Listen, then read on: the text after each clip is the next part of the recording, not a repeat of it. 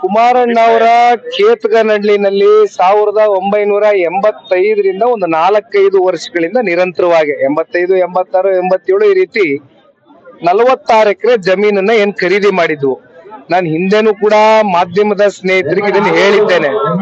ಈಗೇನು ಕುಮಾರಣ್ಣ ಅವರು ಜಮೀನನ್ನ ಒತ್ತುವರಿ ಮಾಡ್ಕೊಂಡ್ಬಿಟ್ಟಿದ್ದಾರೆ, ಸರ್ಕಾರಿ ಜಮೀನನ್ನ ಅಂತಕ್ಕಂಥ ಹಿನ್ನೆಲೆಯಲ್ಲಿ ಪಾಪ SIT ನ ರಚನೆ ಮಾಡಿ 5 ಜನ ಇವತ್ತು ಒಂದು ತನಿಖಾ SIT ನ ರಚನೆ ಮಾಡಿ ಒಂದು ತಂಡನ ಬಿಟ್ರು.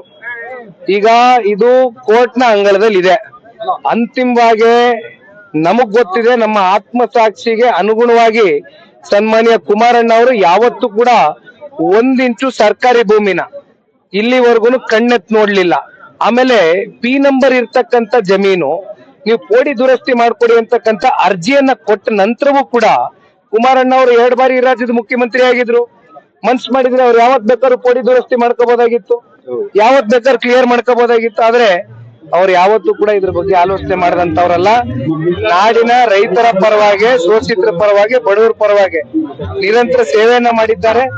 ಅವರ ಹೆಸರಿಗೆ ಕಳಂಕವನ್ನ ತಗೊಂಡು ಬರ್ಬೇಕು ಅಂತಕ್ಕಂಥದ್ದು ಕಾಂಗ್ರೆಸ್ನ ಉದ್ದೇಶ ಏನಾಗಿದೆ. ಈ ಉದ್ದೇಶ ಸಂಪೂರ್ಣವಾಗಿ ವಿಫಲ ಆಗುತ್ತೆ ಅಂತಕ್ಕಂಥದ್ನ ಮುಂದಿನ ದಿನಗಳು ಕಾಣ್ತಾರೆ. ಇರ್ಲಿ ಬನ್ನಿ, ಎಲ್ಲ ಸಹಿಸ್ಕೊಂಡು ಹೋಗ್ತಕ್ಕಂಥ ಶಕ್ತಿ ದೇವೇಗೌಡರಿಗೂ ಭಗವಂತ ಕೊಟ್ಟಿದ್ದಾರೆ, ಜನ ಶಕ್ತಿ ತುಂಬಿಸಿದ್ದಾರೆ ಪಾರ್ಟಿಗೆ. Thank you.